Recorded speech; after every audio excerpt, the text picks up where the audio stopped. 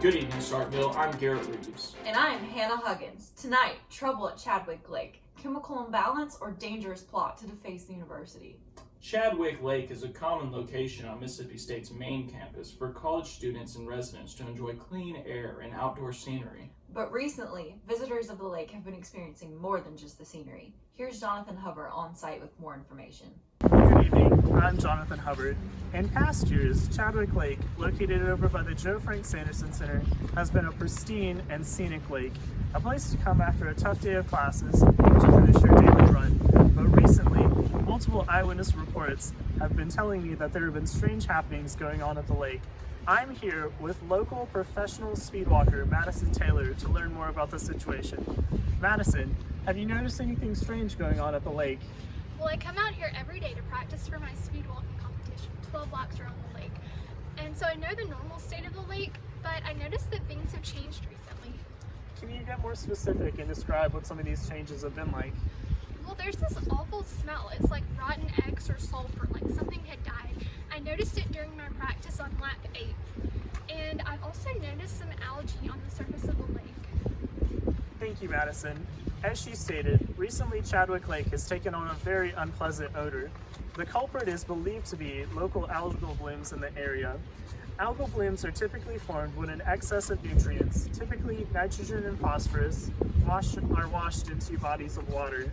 These nutrients fuel cyanobacteria growth while also creating a dead zone, an area devoid of oxygen that kills marine life. The decomposition of organic matter from these diols provide further nitrogen and phosphorus to continue the cycle, thus perpetuating the algal blooms. Typically, algal blooms are found where fertilizer runoff is caused either due to natural erosion or irrigation. This is the biggest question now, is why are these algal blooms occurring? Madison here has a theory. Well, I couldn't tell who it was because he walked away really fast, but he had some red containers and bottles, and I think he may have poured some into the lake. Madison is describing a mystery man that she's seen in the area. My camera crew and I set up cameras so that we could capture more footage of this mystery man and what he might be doing.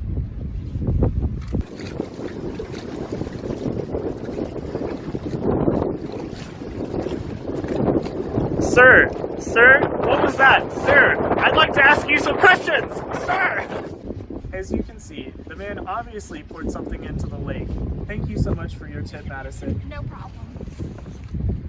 I'm Jonathan Hubbard. Back to you, Hannah. Thank you, Jonathan. If anyone has any information as to who this person may be, please call Mississippi State's campus police. Mississippi State has addressed this issue by erecting a sign stating that they're aware of the current algal bloom and are working to find a solution. But what would these solutions look like?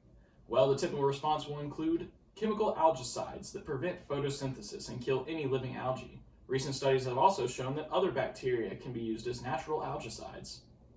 Yes, multiple strains of bacteria have proven to combat algal blooms through secretion of algicidal byproducts, aerobic denitrification, and bioflocculent activity.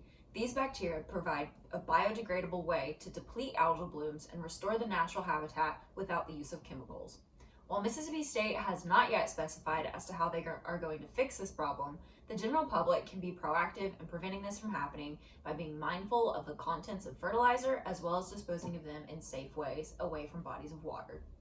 In the meantime, we ask students and residents around Mississippi State to refrain from littering in the lake or dumping any sort of waste nearby. Hopefully officials at the school will solve this problem soon. I'm sorry, what? Oh, alright, I see. Breaking now, officials have identified the man in the video. Here's a photograph of the culprit. If you see this man, please contact campus authorities. That's all for our special lake report tonight. I'm Hannah Huggins. And I'm Garrett Reeves. Enjoy the rest of your day and be sure to join us tonight for our primetime special on the dangers of excessive speed walking.